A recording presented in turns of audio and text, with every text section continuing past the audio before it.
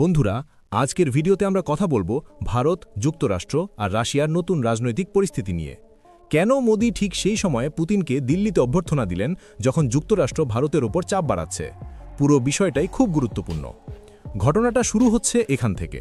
যুক্তরাষ্ট্র এখন ভারতের ওপর চাপ দিচ্ছে নানা বিষয়ে, শুল্ক বাড়ানো, হুমকি দেওয়া, রাশিয়া নিয়ে ভারতের অবস্থান নিয়ে অসন্তুষ্টি, সব মিলিয়ে সম্পর্ক কিছুটা টানটান।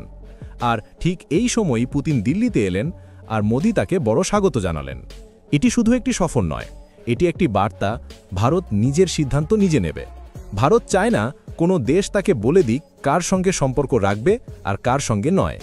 আমেরিকাও জানে ভারতের গুরুত্ব কতটা, কারণ চীন যেভাবে শক্তিশালী হচ্ছে তাতে ভারতের মতো দেশ ছাড়া আমেরিকার ভরসা নেই।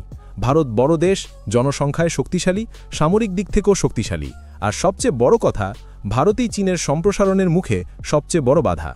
এই কারণে গত অনেক বছর ধরে আমেরিকা ভারতের সঙ্গে সম্পর্ক বাড়িয়েছে। ট্রাম্পের সময় চীনের উপর চাপ বাড়লে ভারতে আর আমেরিকার সম্পর্ক আরও ঘনিষ্ঠ হয়। যৌথ সামরিক মহড়া, গোয়েন্দা সহযোগিতা, প্রযুক্তি, সব জায়গায় সম্পর্ক গভীর হয়। আজ যুক্তরাষ্ট্র ভারতের সবচেয়ে বড় বাণিজ্যিক অংশীদার। কিন্তু সমস্যা হলো, আমেরিকা অনেক সময় ভারতের স্বার্থকে গুরুত্ব দেয় না। আফগানিস্তান থেকে যুক্তরাষ্ট্র যেভাবে বেরিয়ে গেল তা ভারতের জন্য বড় ধাক্কা ছিল। ভারত সেখানে বহু বছর ধরে বিনিয়োগ করেছিল, কিন্তু শেষমেশ আফগানিস্তান আবার তালেবানের হাতে চলে গেল।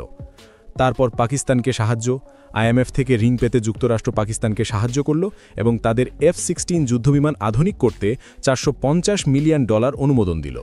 এটি ভারতের বিশ্বাসে বড় ফাটল ধরায়। ভারতের মনে পড়ে যায় সেই সময় যখন আমেরিকা বারবার পাকিস্তানকে অস্ত্র দিত আর ভারতকে চাপ দিত। এদিকে ট্রাম্প প্রশাসনও ভারতের জন্য কঠিন অবস্থান নেয়। রাশিয়া সস্তা তেল কেনার জন্য ভারতকে লক্ষ্য করে তারা ভারতের রপ্তানি পণ্যের ওপর অতিরিক্ত শুল্ক বসায়। ভারতের ওপর মোট শুল্ক এখন চীনের চেয়েও বেশি, অর্থাৎ আমেরিকা কার্যত ভারতের বিরুদ্ধে অর্থনৈতিক চাপ তৈরি করেছে। কিন্তু ভারত কেন রাশিয়ার সস্তা তেল ছাড়ল না? কারণ বিষয়টা একদম সহজ।